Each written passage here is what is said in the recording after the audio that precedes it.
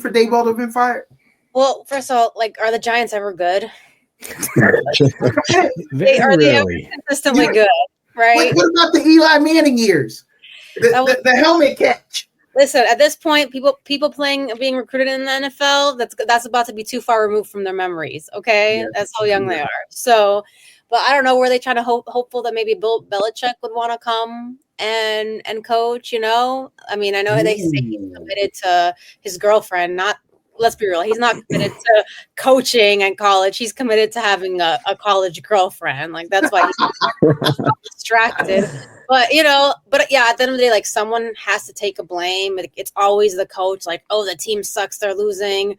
Bam, it's the coach's fault. So maybe it was that injury, but maybe it was just like the icing on the cake. Like, I mean, you just named off everyone they lost to. But again, I mean, like, as a Giants fan, not me, but those who, have the... Is there anything better than a trip getting ready? Nope. For a long journey where our podcast released a new epi, searching for a fade fiend, new fixation. Giving this a subscribe is the same sensation. Started with the day ones, they gave us fuel to support the season. Could have been anywhere in the world, but you're here for a reason. Notification bells, text friends, all to let you know. Check your Bluetooth, connect, talk your wisdom out. Welcome in, everyone. Season 3, episode 5. MVPs can dominate? We're going to get into it. I got my boy.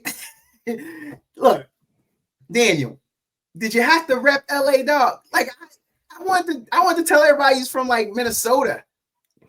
Oh, let me fix it then. There we go. Dang. Yo, Dan, because this is going to happen, dog. People going to come through. They're going to see, maybe they click on it. Maybe they see the thumbnail, and they're going to see that. And then every other fan, nobody from Toronto is going to listen. You know what I mean? Everybody going to their feelings because y'all just won that championship. Let's start with you before we get to the introduction on Steve here. Man, how's that feel, man? You being a Cowboys dude. I've been a long time since I can remember, man, a Dodgers fan. So we've had a lot of good years since in my lifetime, but back to back, it feels good. Being older and understanding baseball a little bit more, I think it just holds a lot more weight. I've been a fan for a while, and back to back is something that's meaningful to me. And I'm not gonna lie to you, Nato. This it might be a three-peat, bro. We might do the Lakers, man. I don't know. Yeah. Hold on. You know what? Let's cut him right there. Hey, Steve, hi, mute that dude. No, but and then for everybody else who don't know, Steve, this dude is one of my way backs. Steve, we appreciate you joining. Steve, could you go ahead and just tell me, as a National League fan, how bad you want to throw up both middle fingers to this dude? Come on, tell me. Say it with your chest. Hey, it's hard. It's hard to hate on greatness, man. I'm not one of them dudes. Like, I'm a big Shohei Ohtani fan, man. Like, there's no one else like him. There will never be anyone else like him in the history of Major League Baseball. I'm a huge Shohei Ohtani fan. Regardless of what team he plays on, I will be a fan of his. He just happens to play on the Dodgers, man. He just happened to win MVP yesterday, and they just happened to win back-to-back World Series. But you know what? Hey, my Nationals, we had a pennant in 2019, man, and then we didn't get to celebrate it because of COVID. So we kind of have a recent championship. But I'm not hating on the Dodgers. They're in the same National League as my Nationals. The cream rises to the top. Honestly, I thought it was going to be Milwaukee or maybe Philly because they were hot throughout the year. But man, the Dodgers, they just. It wasn't the Dodgers that I've seen in the past where Kershaw chokes and they stayed the course, and man, they did it right, dude. Hats off to the Dodgers. I ain't happy to see it, but congratulations, man. What is happening? I just knew you was gonna say something, get Daniel all mad. And I'm gonna break y'all up. I'm gonna mute both of y'all and say, people, I'm sorry that they went a little too hard at each other, but y'all kumbaya right now. Man, y'all messed that all up. Well, we gonna start. We coming back to baseball, but we gonna start with some football. Steve, I follow you on Twitter, and I did see that it's like you were reading my mind, but I still got to start with this, and I'm going to start with you. Fellas, should we be making fun of Justin Fields for playing quarterback in the NFL? Oh, man. I'm going to start with you, Steve. Should we be making fun of Justin Fields? Listen, I've been a field supporter up until like this year. Like I thought like he had to get at Chicago. And then I was like, okay, maybe he got a chance. As he was leaving Chicago, he was doing well. Then he gets to Pittsburgh. I'm like, man, if Mike Tomlin can't get you right, you ain't gonna make it. He was doing okay. Stats weren't great, but I believe they were like 6-1 when he was under center. And then he gets pulled for Russell Wilson. And then he gets shipped over to the Jets. And then he got benched for I don't even know who Tyrod Taylor. Shout out Virginia Tech. And then watching last night, it was just terrible to watch. I feel like he's just continuously regressed. And the Jets are not a good team. They have a terrible line, but he was just missing simple reads. And I don't know what it is, man, about Justin Fields, but he has just completely regressed. And so, yeah, it's about that time we probably make fun of him for being a quarterback. Okay, I'm going to come back to that, but yeah. Yo, D to the R. How you feeling about Justin Fields? Yo, man, I got him on my fantasy league. Just like Steve said, I had high hopes for him. I really did, man. Coming off the year with the Aaron Rodgers had and the hype around New York, I thought it was a good place for him to kind of come in and maybe reestablish that organization. And I like him, man. I liked him. That performance was embarrassing, but I've been following him all season because I have him on my fantasy league. I started him a couple of times, and he got me some points. But man, it's an embarrassment, man. It really is to watch that, and I don't start him anymore. Matter of fact, I might even try to offer him a trade to you or some other people on my fantasy league that needed a quarterback eventually, or sometime down the road. But yeah, man. Man, it is embarrassing. It really is. But also, man, like. That offensive coordinator, man, yesterday's game, the first drive they had, he was running the ball really well. He's good with his legs. Oh, yeah. Yes. For sure. But I just think that the play calling, I mean, I don't know, man, that offensive coordinator, man, I think I could have done a better job last night than what they handed him and what they called for him. Fellas, do you feel that, sometimes we'd be like, man, you don't want your quarterback to run. We want to keep him. Steve, we all see that. We see that W. We see that shirt. We know who you rep in the Commanders. A team like your team, Steve, we say, man, y'all might not want to run dude too much. And then, the RPO is what got him hurt. But it seems like to what Daniel's saying, man, they need to run Justin Fields. Would you agree? He's got a better build for him. He is very strong. He's got a lot of muscle on him. He can take it. And if they did some more deliberate runs, they like a boxer with a jab, people would respect it more, and then it would open up the passing game. It feels like they never do deliberate runs with Justin Fields, and he's just sitting back there waiting. Nothing shows up. Okay, I'm running. And so he has Breece Hall. He has Breece Hall. I mean, and Garrett Wilson too, who's injured now. But yeah, and Breece Hall is no slump, man. Breece Hall is a probably top 10 running back in the league. But again, go back to play calling, right? Like, where's that? That guy's not even carrying the ball. They're not giving him screens. They're not getting him in the play action. I mean, it's terrible, man. And even Fields, I think, missed a couple of the RPOs yesterday where the end was biting down. He took it himself. I mean, he's athletic, right? But I just kind of feel like there's a lot on his shoulders, right? He feels like he has to do a lot, but I don't think the play calling is really helping him prove that point. And I think it was evident, especially last night on a big stage, that like you said, Nato, it was pretty embarrassing. And I agree with that statement. Fellas, I want to go one other place with this though. All right, 2-8. Okay, so let me back up. Let me back up before I do this. For those who don't know, the Jets are 2-8. The New York Jets are 2-8. Fellas, 2-7, 1-8, 2-7, 2-8, 2-8, 3-6. Arizona Cardinals and Jacoby Brissett is a great backup, and $100 million man from Texas is there. But y'all heard these other teams, and one team only has one win. So should we be making fun of him? He got 2 wins on the board. The team has 2 wins. Oh, and before y'all answer that, special teams have 1 win, but okay. Yeah. That first touchdown last night, he did the RPO, and he outran that dude to the corner. He looked fast. So it could be worse, right, fellas? That's a question. It could be worse. I mean, if you're talking about Cam Ward to his single win, Tennessee's a bad team, man. They're a bad team. I think he's gonna be a good quarterback first and foremost. I'm not ready to make fun of Cam Ward. He's played 9 games, dude. Like, okay, 3-6, $100 million man, and Jacoby Brissett. How about that one? I mean, Kyler Murray. I never really had faith in Kyler Murray, so I'm with you on that one. Jacoby Brissett's a great backup doing his thing, but I've never been sold on Kyler Murray, man. He's actually a detriment to Marvin Harrison Jr. in my opinion. Same with Trey McBride and Benson out there in Arizona.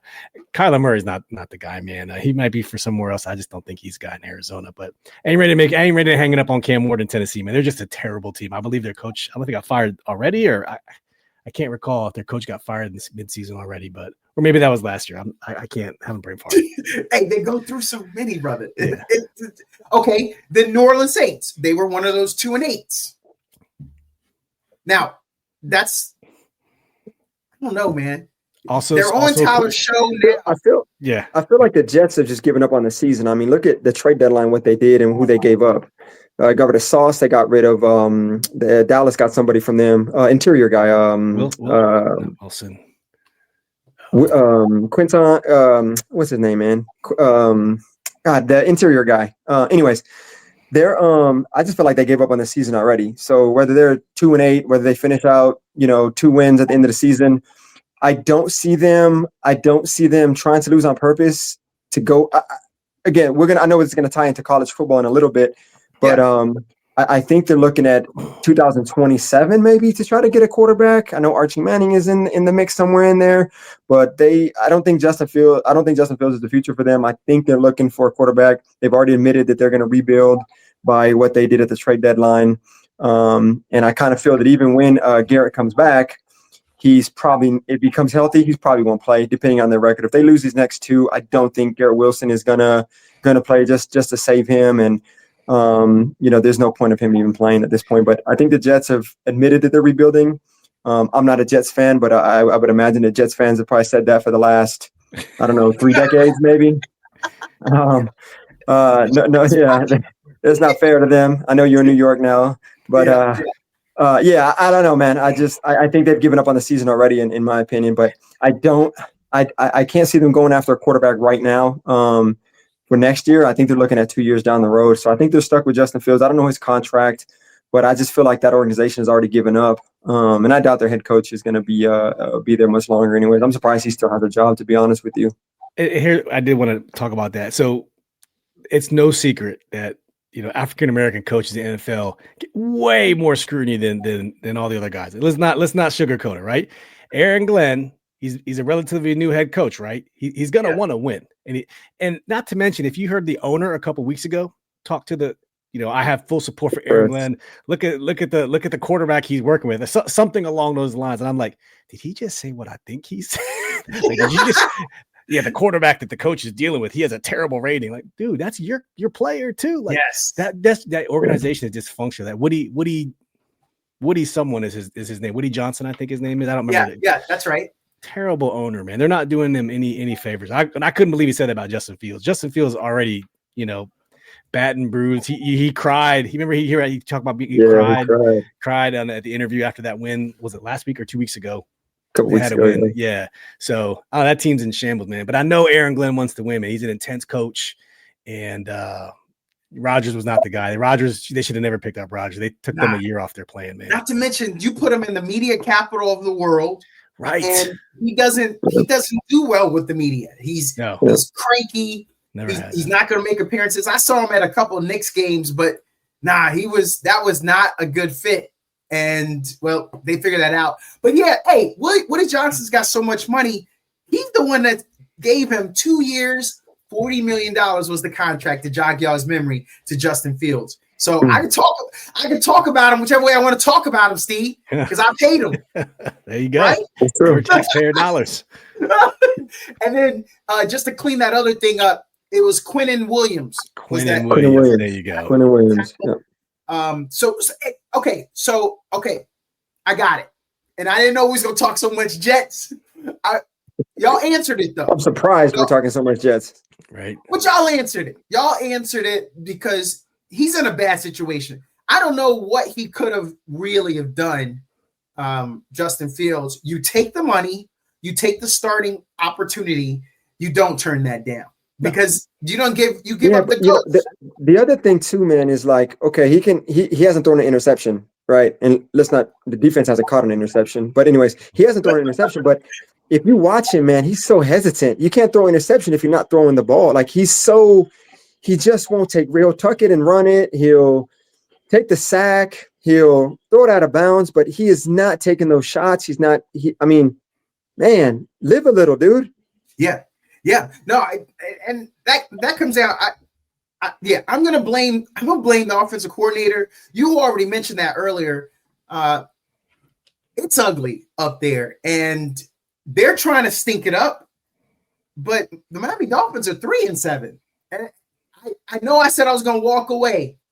But what we doing in Miami, fellas? They 3-7. They spent all that money on Tua. That's not a 2-year, $40 million contract. Tua probably getting 40 alone this year. So if they're stinking up the joint in the Jets, how y'all feel about them Dolphins?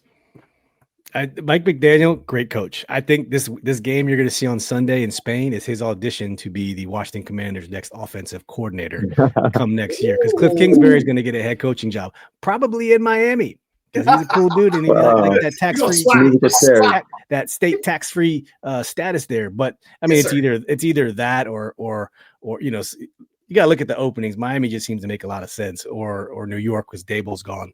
But by the way, New York football is in shambles, by the way. Both of your New York teams. But the Dolphins, they're going to beat the Commanders this weekend. I'm confident in it. They're actually on a up and up right now. They just beat the Bills last weekend. I know. Blew them out. They didn't beat them. They blew them out. Right, without Tyreek. And you know, Achane is just going to run for like 200 all-purpose yards on the Commanders this Sunday. So the Dolphins, they're going to be bad. Yeah, Mike McDaniel's going to get fired. But they're going to put on a show Sunday in Spain at 9:30 a.m. Sunday. Watch it. I'm gonna stay NFL, but I want to go to the AFC again. When we spoke a little Jets, fellas, is the Chiefs dynasty done? Especially if they lose this weekend. Okay, Daniel, you had first reaction. Daniel, it ain't done. It ain't over. Nah, man. When you got Patrick Mahomes, man, and Andy Reid, I don't think, man. I don't think you. All I gotta say is Patrick Mahomes, man. That guy is. I don't think I've ever seen a player lose so many people, gain so many new people, go through so much ups and downs, or have so much of an impact on a game like Patrick Mahomes, man. One single guy, man, and he's a quarterback, right? So that, you know, I guess you can argue maybe Tom Brady and there's a bunch of the other guys, but there's just something about Patrick Mahomes that I don't think you can ever count him out. As long as he's putting on the uniform and playing for the Chiefs, man, I think the word dynasty is embedded in that organization with him. That's just how I feel, man. I'm not a Casey fan. I'm not particularly a Patrick Mahomes fan, but I have to recognize greatness and realize greatness and give credit where credit's due and give the flowers. I mean, that dude is.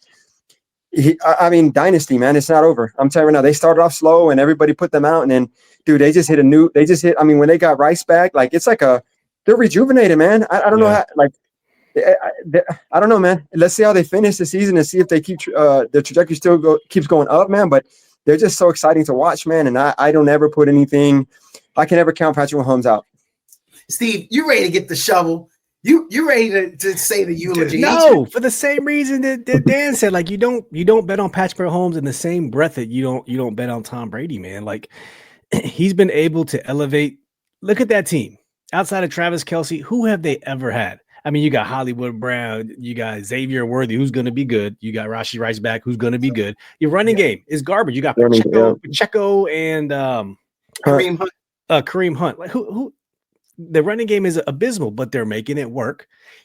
And Kelsey's going to retire probably this. He may retire this year, get married and have some babies with Taylor, man. Who knows? I like he should retire and have babies with Taylor, man. And then you're going to really see Patrick Mahomes bring the rest of these people and elevate the rest of that team, because that's what good quarterbacks do.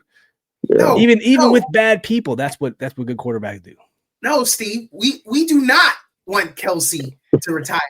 I'm not at my limit of Taylor Swift visuals. I am. I don't mind her. She's fine. Good for TV.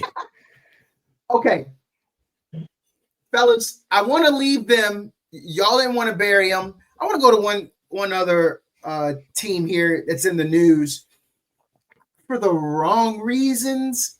If you're AJ Brown's teammate, how do you feel? I was your teammate, both of y'all, all three of y'all. What's up, Holly? But since we played tackle football together, Daniel, if you're AJ Brown's teammate, how do you feel? His latest comment was, he said, man, to all my owners, if y'all got me on y'all's fantasy, you might want to trade me away. And I traded for him. So the guy who had him in my league dumped him, and he dumped him on me. But what say you, Daniel? So I don't think. First of all, I'm not a big fan. You know me, Nato. I'm not a big fan of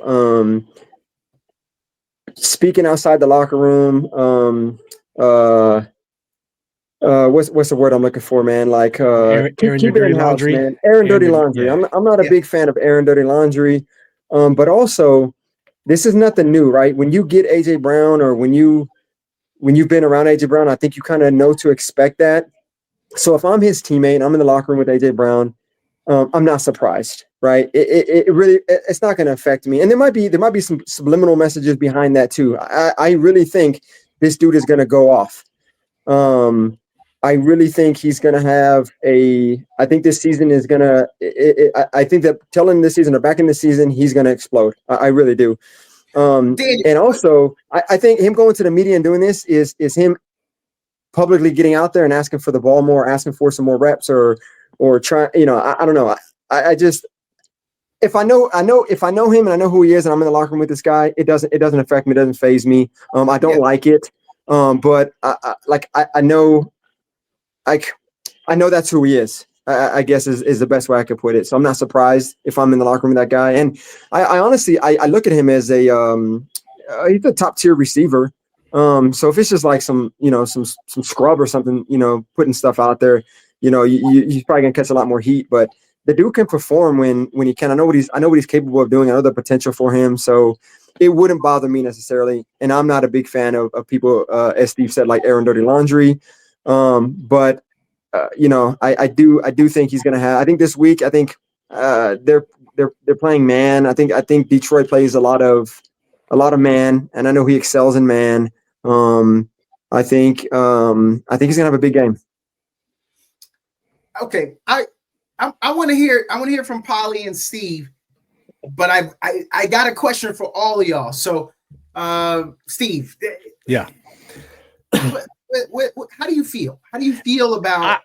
I love it. I love it. One, because it's Eagles. Oh, okay. I thought you said because I can trash the Eagles. Yeah, you're his teammate. Okay, I'm his teammate. I understand it. It's like putting a McLaren F1 in a junkyard.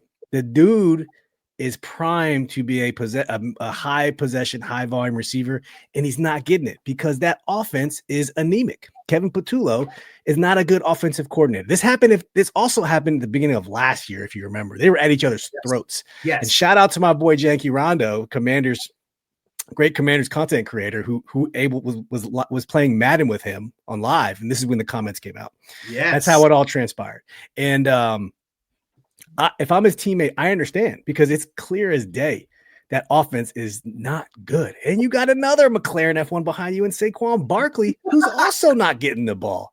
When your quarterback's throwing for 120 yards a game, what are we doing? Why do you even have Devontae Smith and AJ Brown over here? I'd be frustrated too. I would fully support him because these guys have incentive-laden contracts. Yes, they want to win, but you also got to get your bag at any means necessary. F that team nonsense. I got to get paid, and I need the ball. Oh, okay. Nope. I'm still going to come back. Yo, Polly, you're his teammate. How do you feel? I don't know. I was agreeing with what Daniel was saying, but then Steve was like, I got to get my money. I still got to get paid. So I feel like the teammates can relate. As a teammate, I'll be like, yeah, you know what? If it's my money and my livelihood, like I got to make it known that I'm unhappy and that I need to be somewhere where my worth is out there. But at the same time, right, you want to appear like a team at the end of the day and have some cohesion. So should that be out there? And especially like, don't leave the fantasy part, like the fantasy owners, right? Like let them make the decisions because they already decided whether you're worth it or not. So like don't mesh the real world and the reality. Okay, let us fantasy fans have our own decision about whether you're on our team or not. But anyway, then it kind of like ruins like the team, right? Because then other people may start thinking about their own worth and like where should they be, and like, oh well, you don't value me even, perhaps, because at the end of the day, like, how's the quarterback feeling after this, right? Like maybe already shitty for his performance, but now it's like even shittier, and it's like, is that going to affect him mentally going forward in like future games? So Great. This is exactly where I wanted y'all to be. I'm gonna put my finger up and I'm gonna tell y'all. First of all, y'all wouldn't have said this to Terrell Owens. He'd be out doing some sit-ups in his driveway. That's That also was an Eagles team. That was an outspoken dude, and he was right. All I feel that AJ Brown is saying what he said. He said, yeah, we got the ring. That was last year. But where are we at right now? Nah, son, we can't get into the shootouts with the Detroits. If Kansas City, Steve, you just said, y'all both said Kansas City ain't dead. If all that firepower that Kansas City has and you get to the Super Bowl and it's a shootout, you got to be able to do the shootout. So, you know what bothers me? I think what bothers me the most is, I guess, because the times that he has complained, they're winning. So I think that kind of, and put into perspective, that's what bothers me. Whether you get the ball or not, but you're winning, like it's a team sport. I think, like Paulie said, it's a team sport, right? And you got to keep. If you're losing and you're getting blown out and you're not getting the ball, that's one thing. But if you're winning and you're not getting the ball, something's working, man. Like, be a team player. That's my only negative thing to say about it. Man, I was on a team with all y'all, and none of y'all have that diva prima donna attitude. Daniel, you were fast and you didn't juke. You used to run over people as a running back. And God help if we played you on defense, because somebody was going to get hurt. Steve, you distribute the ball, and you had a great shot, and you fed others. Polly, I played with Polly on a basketball a pickup game, and the dude didn't want to cover her, so she was open. I'm the point guard, so I fed her. She hit the three. The dude didn't cover. She was open. She hit again. Then I kept force feeding. And then everyone else on the team, we kept forcing the ball to her because she was taking a shot, because she had confidence in her shot. She wasn't asked for it, but we fed her. We lost that game. We probably should have. The rest of us, we forced the ball. It was pretty obvious. And we lost that game. But she was hot, though. She carried us. I just want to ask y'all one last thing. They 7-2. Where's the person amongst you? Shouldn't one of y'all be the prima donna teammate that says, oh, it's like a week. We 7-2, man. Why ain't y'all saying that? We 7-2. That's not their culture. And I don't think Nick Sirianni instills that culture in that team. Like, that defense is so good just off sheer talent alone. They get away with so many things, and there's so many things that just aren't exposed. And yes, you can say it, I hate to say this, there are more divas at the wide receiver position than anywhere else. That is 100% truth. And this is a prime example of it. But they get carried by that defense, man. They're winning by one score. I mean, they'll blow people out here and there, but that defense is carrying that team right now. That's a fact. I want to get I got a couple things left that I got to do when it comes to the NFL. Let me knock out these last few NFL things, and we're gonna move it. Should Brian Daboll have been fired for the New York Giants? Now, I asked you that, but I just want to remind y'all, your rookie quarterback is hurt. Malik Neighbors, your star wide receiver, is hurt. Scatterbo, who we didn't know, but Scatterbo is hurt. Shouldn't he have been offered a little bit of extension for this year? Because if they all three would have been healthy the way that it was clicking, this could look very different. I'm gonna start with you, Steve. So you're a Commanders fan. You've been watching these boys. should Brian Daboll have been fired? You probably could have let the season ride out, but they were already 2-8. Like I just pulled up his stats. He's 20-40 as a Giants head coach. He's a great offensive mind, great offensive coordinator. And then I watched him on Hard Knocks 2 years ago. Made an ass of himself. Yes. So I could care less about it. He just doesn't like you go there and you're trying to play stump the chump with Jaden Daniels, trying to confuse these. Like he just comes off to me like a dude I would not like. So I have no, I don't feel bad that he got fired. I don't think he's a good coach. Makes a lot of very bad decisions. But they're also held back by that damn GM, Joe Shane, who's just a treasure trove of fun stuff. If you watched Hard Knocks, trading Saquon Barkley away, giving away Daniel Jones. I mean, the problem is them. It's not everyone else. Let me get back into that before we go to Polly and Daniel. I just named all that talent except for Malik Neighbors, right? He started Russell Wilson before Jackson Dart. We saw when Jackson got in. We thought Jackson was ready. He looked good. So I don't know if he would have looked different game one. And then he had Tyrone Tracy ahead of Scatterbo. Right. Those are two very big decisions that he held that amount of talent back to start the season. So I agree with you, Steve. I agree with you because of those two decisions. And I know Russell Wilson put up that 400-yard day, but just once. Yeah, he's done. He's done. Yeah, it was just what. It's just what. Mr. Okay. Unlimited. Daniel, do you think he should have been fired? So I think if Jackson Dart doesn't get injured, he doesn't get fired. I think that's what I think. I think point. as soon as he got injured, the blame had to shift somewhere. And I think he knew that Jackson Dart was his lifeline to keep him as a head coach. I really do feel that way. But the other thing is, how many times the guy getting hit and not sliding and taking hits? This is your rookie quarterback. You got to blame that on coaching somewhere down the line and hold him accountable for that. So it was a play away from happening almost every time with Jackson Dart. So I think that injury pretty much cost him his job. I think, like Steve said, probably could have waited to the end of the season. I've been on teams, and that's not good for anybody, losing a head coach in the middle of a season. But I really feel that the Jackson Dart injury, cost him his job, and rightfully so. He has to be accountable for that. I mean, I know he's your rookie quarterback. I mean, those guys had some kind of bromance going on, and they, but I think he held on to him because he knew he was his job security. That's just my personal opinion. Polly Pockets, they've lost 4 in a row. They have one of the worst point differentials in the game. They're 2-8. They haven't won a game away. At home, they're 2-2. In their conference, they're 1-6. The Washington Commanders have their star quarterback hurt, and they can't even usurp the Washington Commanders. The Dallas Cowboys are crappy. They're only 3-5, and they can't even beat the Cowboys in record. Polly, is that all the reasoning for Daboll to have been fired? Well, first of all, are the Giants ever good? They are they consistently good, right? What about the Eli Manning years?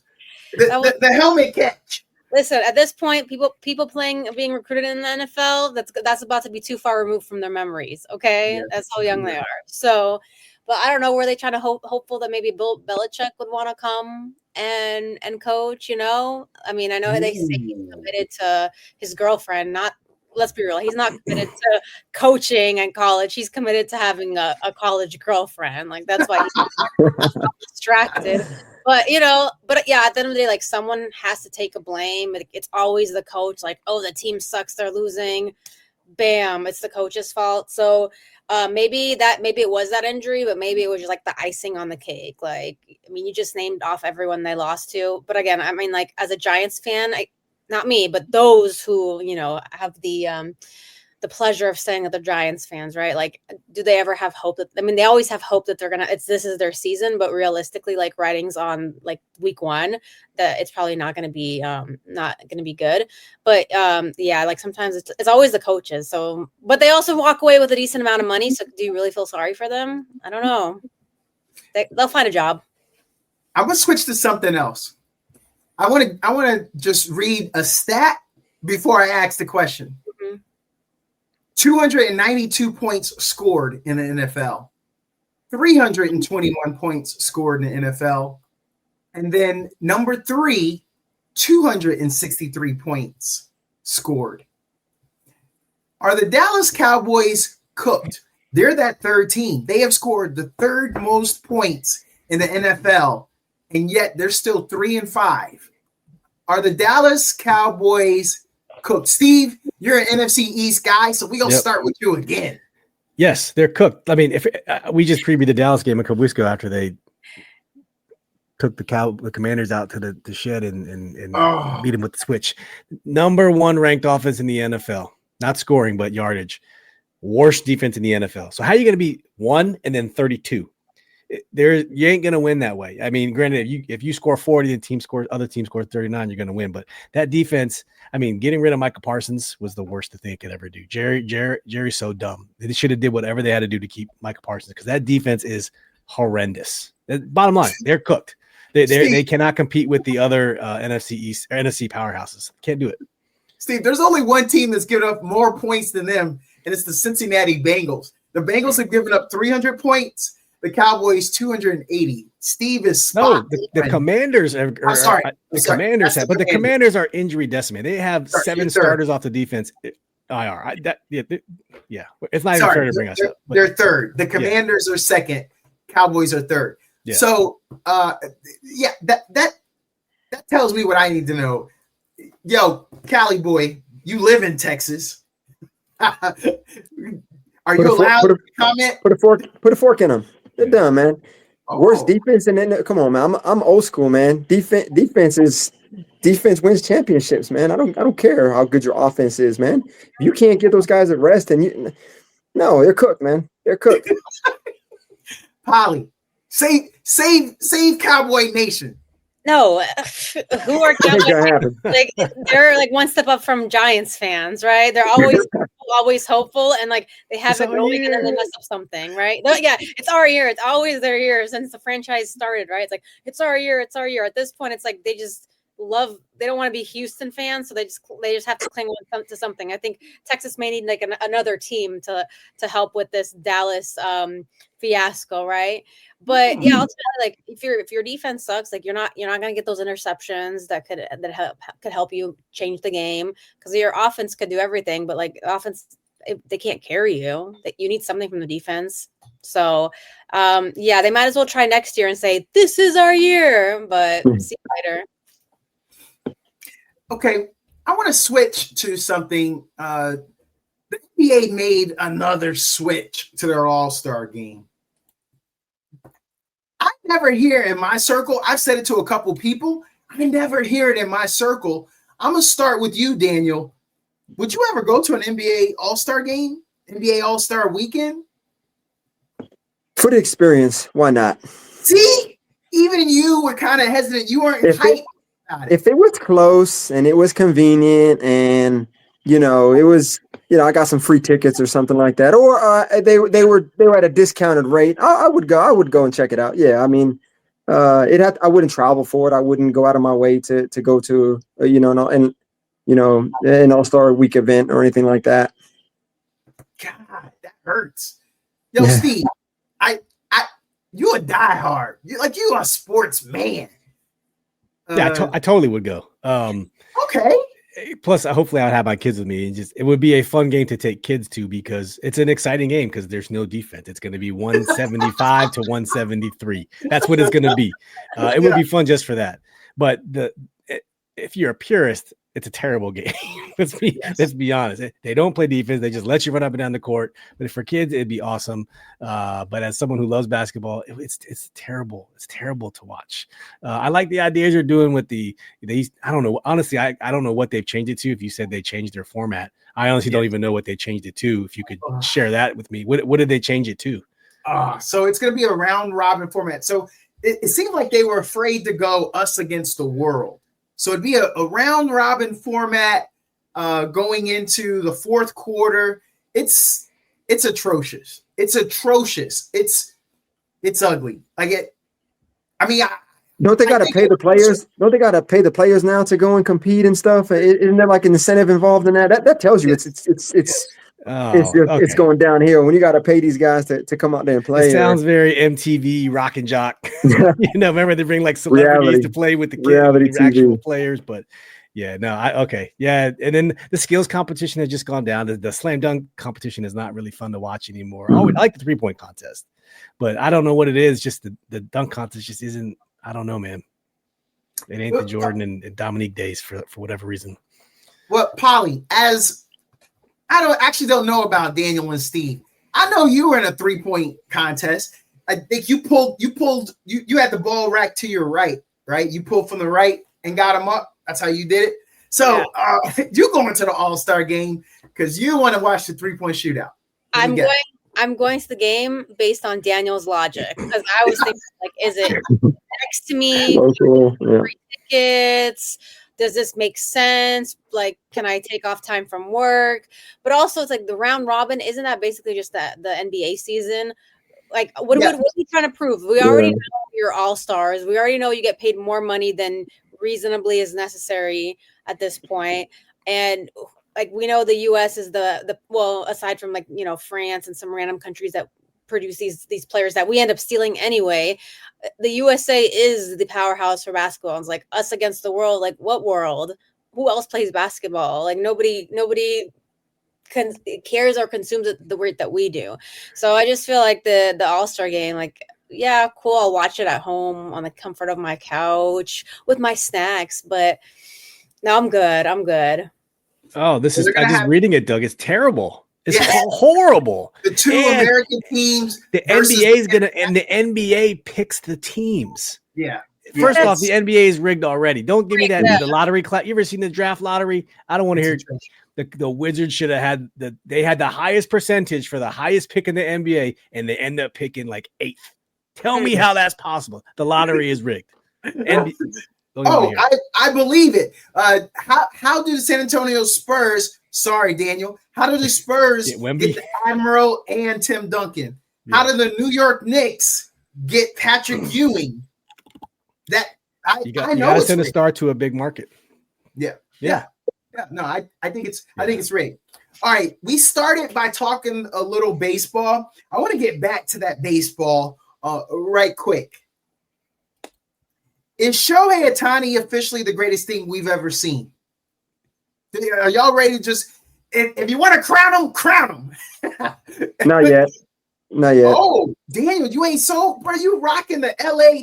Talk to us, man. Explain that. I'm a realist, right? Actually, I got asked this question recently during the World Series. If they win the World Series and I think it was just like, if they win the World Series, he's the greatest of all time. He's the best thing from baseball. And my answer was, he would have, for me, this is my personal opinion, right? And I'm a Dodgers fan, so I'm a little bit, I would assume I'm biased, but I am a realist. But if he went out there and pitched a no-hitter, hit the game-winning, Game 7, game-winning home run, then you can he'd have to change my mind a little bit. I don't think I don't want to say he did enough, man, because he got them to where they're at, and he's definitely something we've never seen. And like Steve said, we'll probably never see anything like that again. I mean, the guys who walks a pitcher, you know what I mean? Like who deliberately walks a pitcher, man? Like it's unheard of, right? But I know he's coming off of shoulder surgery and his injury. Held him up from pitching, but I'm just not ready to crown him yet, man. But that's not saying that he's not gonna ever achieve that greatest of all time. Or how did you say it again, Nato? What was the? I was just asking, is he officially the greatest thing we've ever seen? Okay, yeah. I mean, I'm trying to. And you're talking about in sports general, or are you talking about strictly baseball? Strictly baseball. Strictly baseball, man. That's a loaded question, man. I know, and I said that's why I phrased it that way. And I had to ask again, because the guy who asked me was greatest of all time, right? And for me that was I was hesitant to say that. The way you ask it, can I hear it one more time? Yeah. Is Shohei Ohtani officially the greatest thing we've ever seen. And I'm glad you picked up on it because that's why I'm asking. Man, I just convinced myself when I talked about them walking a pitcher, man. Like what pitcher? I grew up in an era where pitchers were, there was, they didn't bat, man. They had DHs coming in and hitting for them, or Yes. a pitcher would lick their lips when a pitcher came up, like, oh, this is gonna be our final out, like, but man, this is a tough one, man. That's a tough question. Man, I'm biased. Okay, I'm a Dodgers fan. I'm biased. So I'm gonna jump. You got me. Yeah, I'm gonna say yeah. You got me. Steve, before you answer, in the postseason, Shohei was number 4 and tied for 4th in quality starts with 2. And this is the postseason, when you got to show up. And in the postseason, he was number 2 in RBIs, just behind Vlad Guerrero.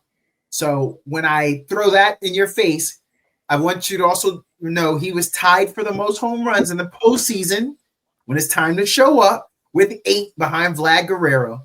So with all that hitting you in the chest, what's your reply, Steve? I mean, the man's only been in the league for what is it, 8 years? If that, he I has like, 4 MVPs. Oh, Barry has the record with 7.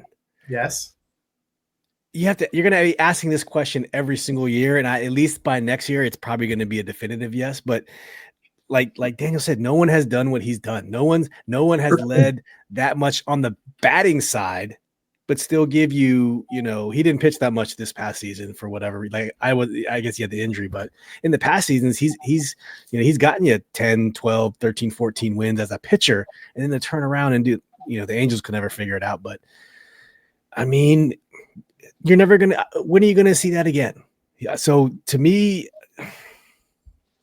the greatest of all time, it's hard to say yes. Yeah, I didn't say that. Right there. I didn't say greatest of all time. Say it one more time. I'm gonna pull a Daniel. Say it one more time. Shohei Ohtani, officially the greatest thing we've ever seen. Yes. The greatest thing we've ever seen. Yeah, we are. Then Polly, double P. I mean, you a Cali girl. I know you.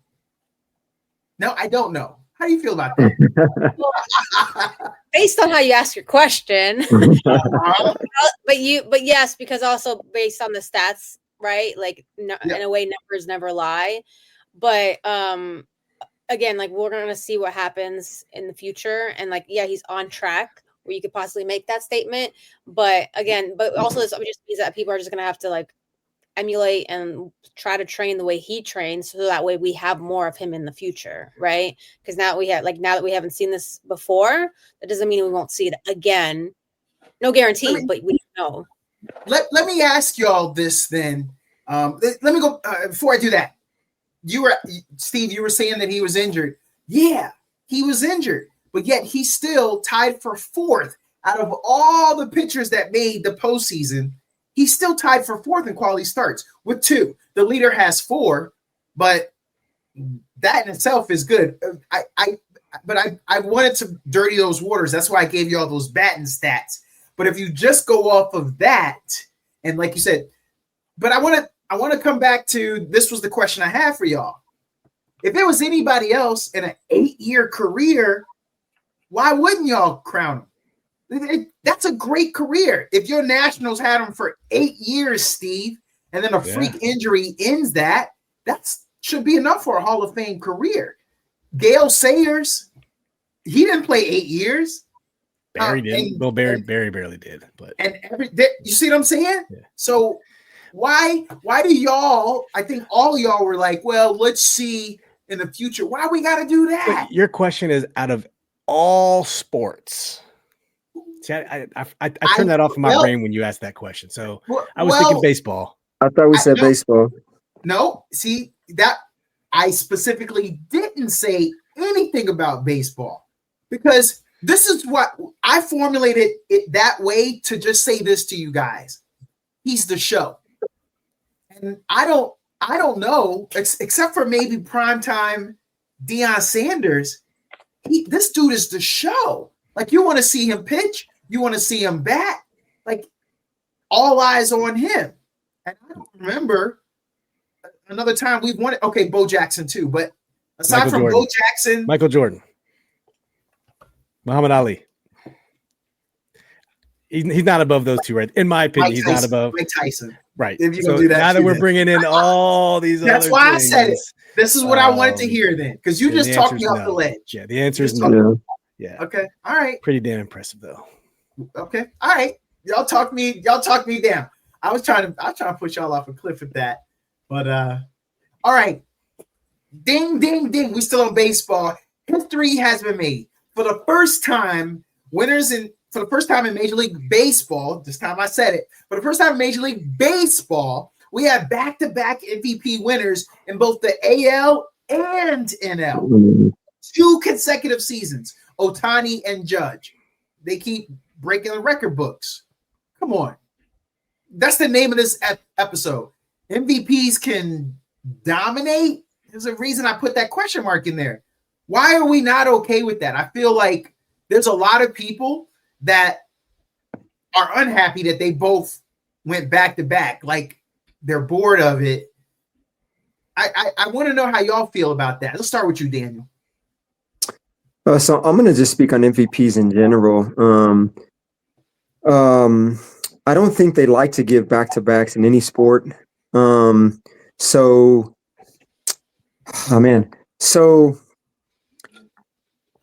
that is tough. I mean, especially.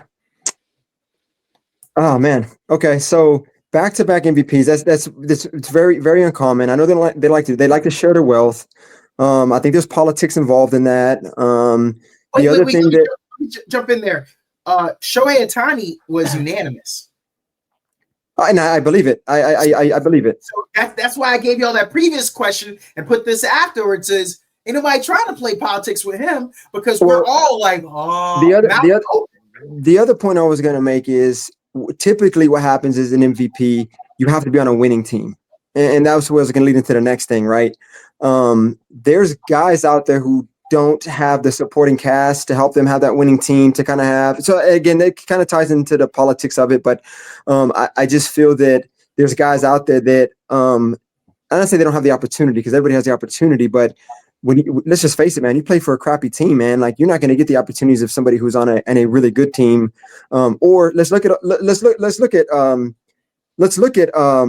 when he was with the Angels, right? You didn't hear his name being brought up as much. Now that he went to Los Angeles, the Dodgers, right? LA, that's when his notarization, that's when he started to get the recognition, I guess I should say. And that's why I kind of goes into politics. But I mean, unanimous, the guys, we just asked a question about the best thing we've ever seen back to back. No doubt. I think it's earned, but I also think that there's guys out there that, are not on winning teams or winning organizations that don't really get the looks that some of these other guys do. If they didn't have an LA or New York behind them, or on their hat, they wouldn't get the same notarization or the same recognition, is my opinion. And that's where I come with the politics.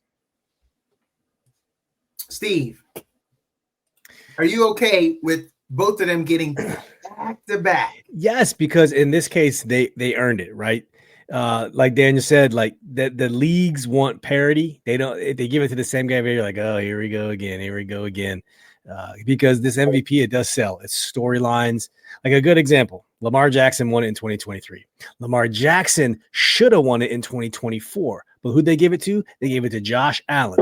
Lamar Jackson's stats across the board, boom, boom, boom, boom, boom, all better than Josh Allen, except for one. Lamar Jackson won one less game last year. He was like 12-5, and Josh Allen was like 13-4. But they gave it to Josh Allen because they didn't want to give it to Lamar, even though everyone knows Lamar, 41 touchdowns, 4 interceptions. You tell me how that's not as good as Josh Allen's like 28-10 or whatever. It depending on the sport, you need parity. And but there was no question. People would say, yeah, Bryce Harper should have won it this year, or someone else in the National League. It was Shohei Ohtani, man. There was no way around it. Jokic should have won it 2 years in a row. They didn't give it to him. Oh, yeah. They didn't give it to him. I forget who they gave it to. Who won it? No brain fart. He should have won it 2 years in a row. They didn't give it to him. So it doesn't sell as much, particularly in football and NBA. Baseball might be a little different. Polly, what say you? No, I agree with Steve. You got to mix it up, even if the crowd expects something different. That way, you can have conversations just like we're having now, right? Otherwise, there's not going to be a They discussion. got us. Damn it. Nobody's gonna. They're gonna be like, oh, okay, and it's not gonna be much of a like, oh, this guy got it when this guy should have gotten it. But this way, we have this back and forth, like, who's gonna be next year? What's gonna happen? We have these debates, or like, is this person the greatest, or is this better? So. I never thought of it that way, but that does make sense because you got to keep us invested somehow. So are y'all also going to say this when I tell you in the NBA, Steve Nash went back-to-back MVP 2005, 2006. Y'all all right with that? Different time. Social media wasn't as prevalent for people to argue. I like that. Let me just tell you who he beat that year. LeBron James came in second. Dirk came in third. Kobe fourth. All time. I don't think many are putting Steve Nash in their top 5, dead or alive.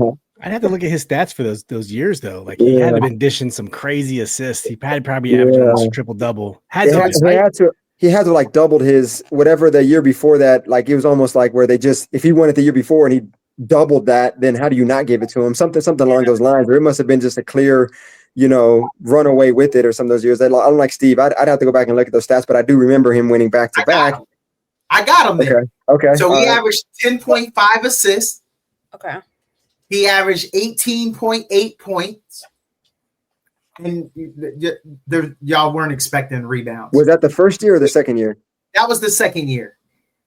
So then if you wanted to know about the year previous, 15 points the previous year, the first time he won it, and then 11 points. So his assists went down. Scoring went up, assists went down from that first year. So does that change your opinion? So are those numbers in comparison to the others higher, lower? You just gave us stats. Yeah, the first year, the first year his score, from the first year to the second year, scoring went up, but his assists went down. So the second year, the runner up was LeBron James and who else? Yes. And Kobe and so LeBron James, Dirk Nowitzki. Okay. Oh, what was their first year? Were they better, higher? You know what I mean? Full picture. Compared to, yeah. Then you got to go all the way down to Chauncey Billups, who was number 5 in his second year that he won it, the back-to-back year, because everyone above him was scoring 31 points, did Phoenix, points, refresh my memory. Did Phoenix win that year the championship? No, not with Steve Nash. No. Interesting. Yeah, I know. Because if you think about it, Kobe doubled his points that year, basically. I'm saying this to 2 LA people. The back-to-back year. Kobe doubled his points, and yet. Well, I think another thing too, right? We talk about MVP, most valuable player, right? There's always this, who's your co-pilot? Who did you have on the team with you? Was he helping his team win?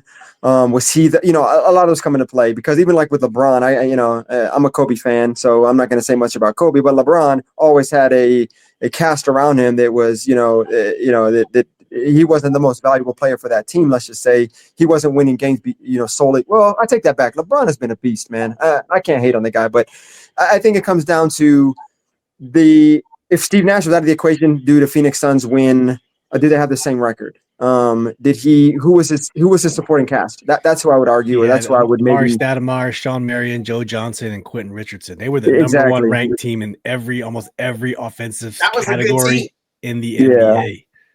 But guarantee a large part of that because he was averaging 11, 12 assists a game. Assists, he made them better. Yeah. How could you not giving it to them dudes? And I'm trying to remember if that was the second or third knee surgery for Amari Stoudemire, but he was still, Amari after the knee surgeries played good. Yeah, he did. That was an assist. You dump it down to him, he's dunking on somebody. Okay, I was just saying because that was a back-to-back. And people don't consider him greatest of all time. and now Judge and Ohtani does. And in baseball, greatest of all time, those two names are gonna, they'll be up in some conversations. Judge is gonna need to get another ring. He's gonna have to get a ring. He's got to bring something to New York. But Shohei's got these back to back. And that kind of reacts to what I had said about New York and LA, right? We're talking about Phoenix. You know what I mean? Like, not to knock Phoenix or anything, but it's not New York, it's not LA. So yeah, that kind of definitely throws me for a loop. I'll say. In the second season, he had Shawn Marion, Raja Bell, Boris Dion, Leandro Barbosa. That team still finished in first across the board in offensive race, and they won the West that same season. And that's the more impressive. That's that right there. Yeah, that cast right there. He might have been the most valuable player with what he had. Yeah, yeah. It's so funny because that first year, the runner-up was Shaquille O'Neal to the to MVP program. That's prime Shaquille O'Neal that he beat out. Y'all remember that? Oh, I know you two Cali people. Y'all remember it. No All doubt. right. I need to get one or two more just before we go. Just give me these last two. What's the tallest person you've ever seen consistently hit 3-pointers in your life? Kevin Durant. No, that you have seen. That's personally with you. Yes. Shit. Yes. That exactly. So I will start right. back in college, and I went to an NAIA school. Hailey. There was a guy named Titus, because Titus was taller than Hailey. Okay.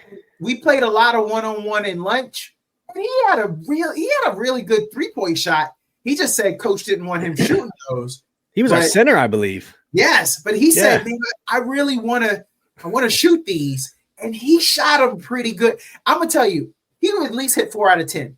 Because we used to play a game where I get his rebound and feed it back to him, and he would dump them. He's still over in Florida, by the way, Steve. These were days before the stretch 5 was actually a thing, though. Now, if you're a 5 and can't shoot, you're almost. Or if you're not Shaq. We had an old school coach, if you remember. So this dude was 6'9", couple inches taller than Hailey. That's that guy. That's the tallest I've seen. Daniel. So we had. I'm gonna go back to my high school days. We had a guy, probably like 6'3", 6'4". His name was Duke. Don't remember his last name. Character, man, just a clown. He would fire off some threes, man, and coach would get pissed at him. Like, coach would get mad at him, but he was just a goofball, man. He didn't care. Like, and he would even say, if I'm open, I'm gonna pull it. And that dude, but he would hit them threes, man, for being a big dude, man. Like I say, and in high school time, man, being 6'3", 6'4" was pretty tall. Yeah. Where normally you're 6'3", 6'4", you're a center, you're down low. And I think he did play center, forward center, probably center.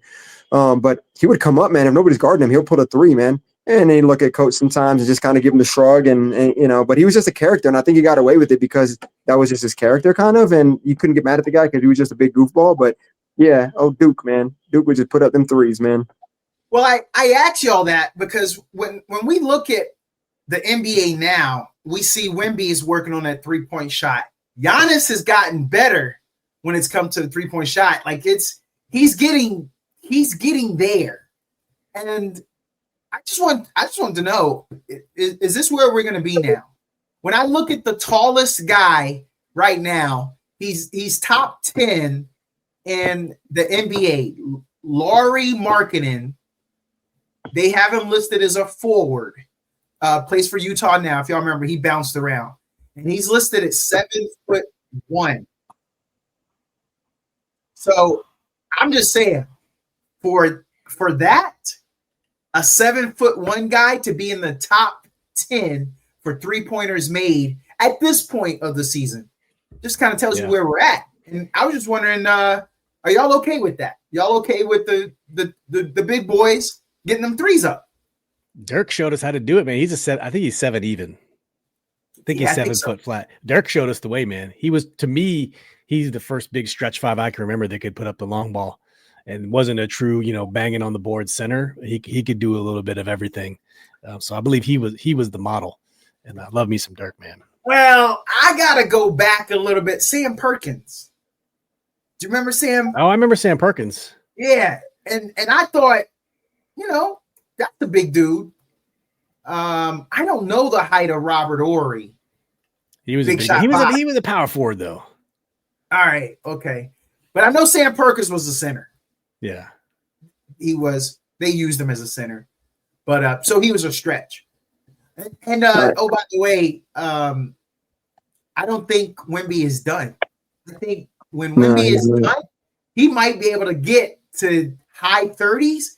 I hope he doesn't get to 40%. But if he gets to high 30s for that 3-point consistently, the game is going to come to him.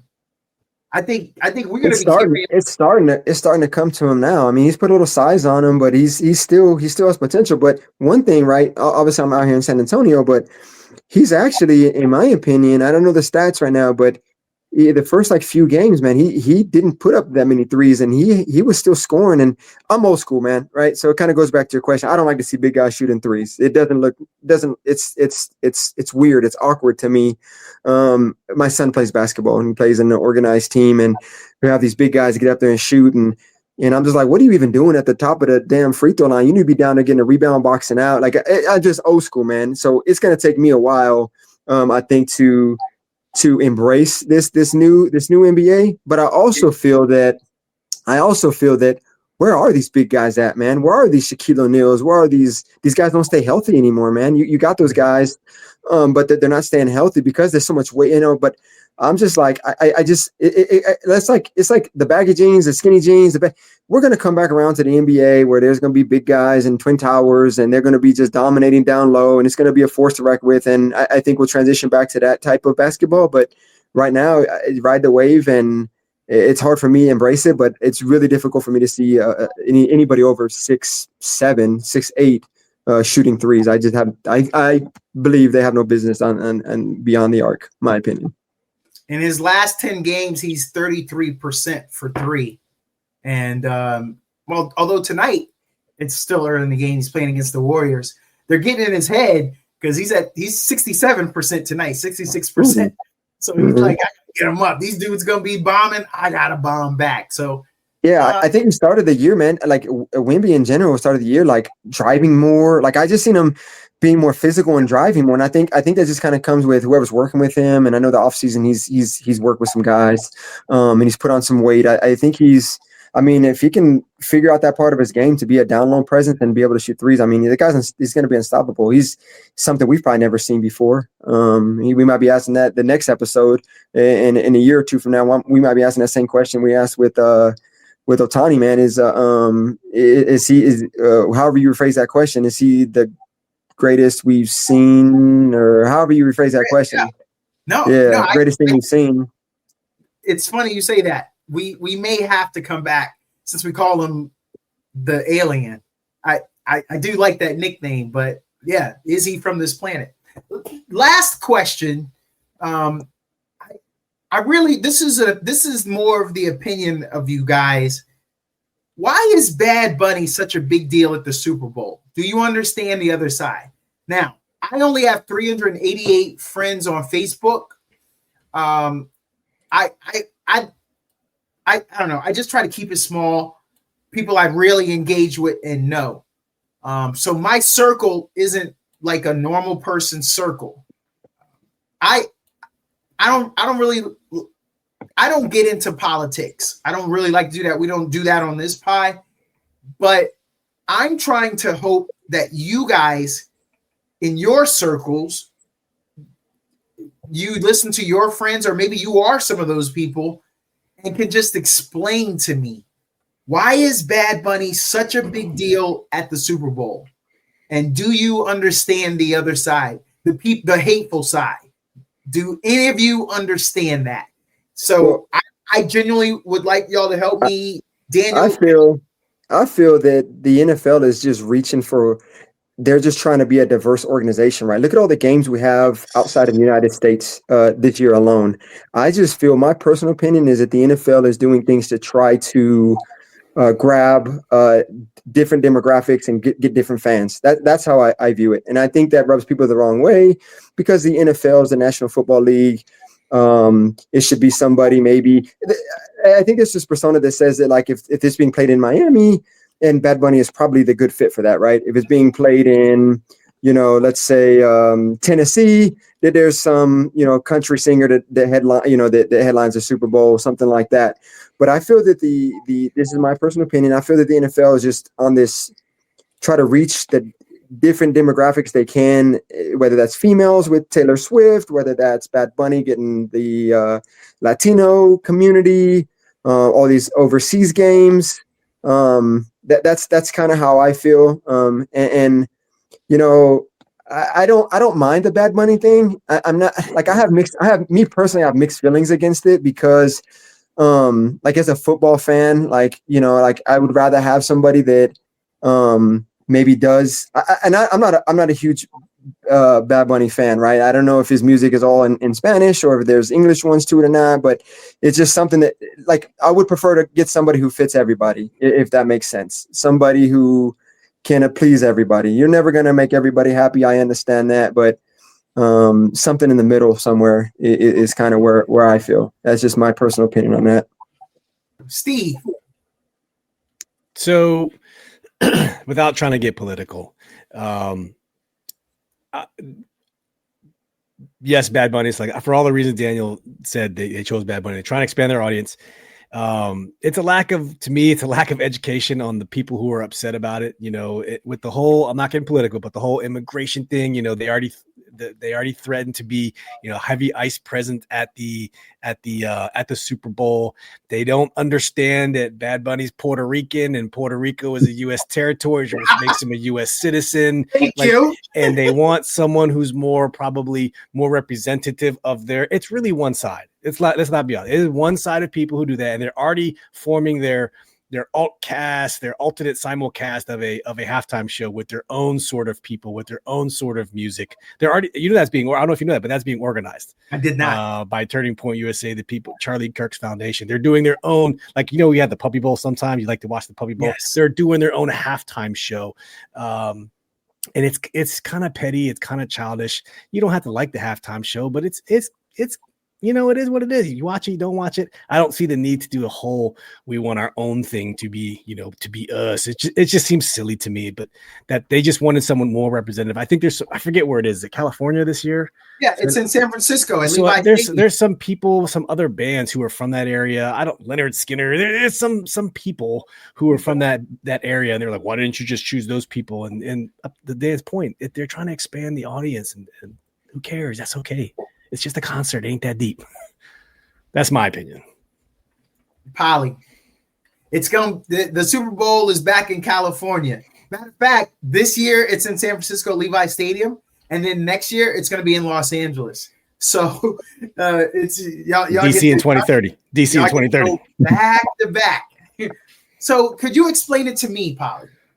Yeah. So okay.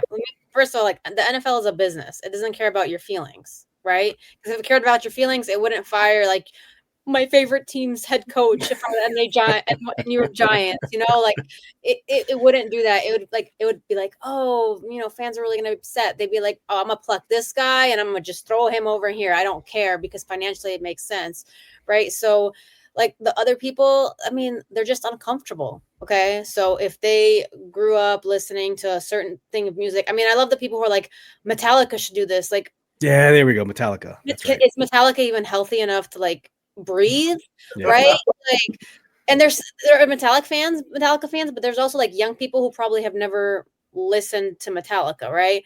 What is the latest generation? What are they listening to? Maybe like Bad Bunny is the thing that they're listening to, but like, so the other people, right? There's like a lack of education, understanding like that the NFL is trying to become that global brand, because at the end of the day, who really is playing football?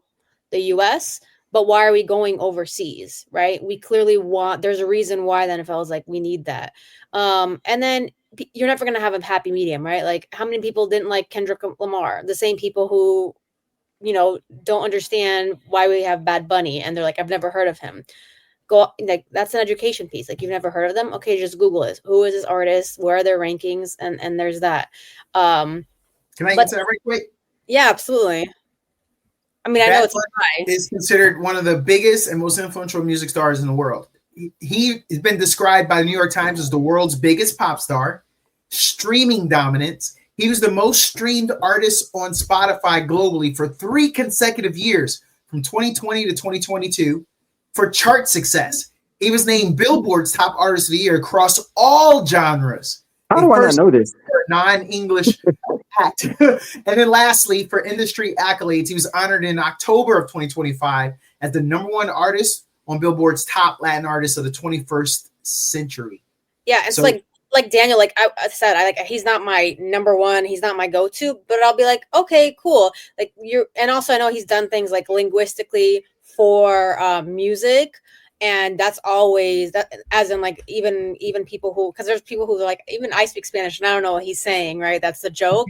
But he's introduced something with language that people haven't done before, right? So it's like innovative in a way. And sometimes people are just not comfortable with innovation. They're not comfortable with things that they don't understand. Is really what's happening, right? And my kids are 7, 9, and 11. They all know who Bad Bunny is. I casually knew of him, but he's all over like YouTube. He's all over memes. He's super famous, man. He gets with the young crowd, and it's bachata, merengue. It's a very popular genre of music, and you know this, Doug. You dance to this stuff. Yes, I do. It's like it's kind of cool. And I did, once I knew he was getting the nod, I went and looked at a bunch of his songs. I'm like, oh, damn, I know this song. I didn't know he sang it, but you know the songs. When you go like and look him up, you're like, oh, snap. And then it's like, oh, okay. He's hosted Saturday Night Live twice. And he was great on both of them. Hilarious. I mean, that's big time. Like, you gotta be a big person to do it twice in 2 separate years. So he did it in 2023, and they brought him back 2 years later. 2025, October 4th, he did it. So, but even Happy Gilmore, right? He had a good little skit on that too. Yeah. It made people laugh, right? I'm sure nobody knew who he was. Or like, oh, this guy, he's making something funny. But Adam Sandler specifically asked for him when he saw the script. He was on a late night. I don't know if it was Fallon or if it was Jimmy Kimmel, but out of his his mouth, Adam Sandler said, "When I saw this, I knew I wanted Bad Bunny." There's a reason, right? There's a reason. Yeah. And I thought he did a great job. Hey, mi gente, mi gente. Mi gente. Gracias, mi gente. So we talking Bad Bunny, going in Spanish. But hey, I appreciate y'all coming on. Most importantly, thanks for talking with Donato. My pleasure. Thanks for having me. Yes, appreciate you. Thanks, everybody.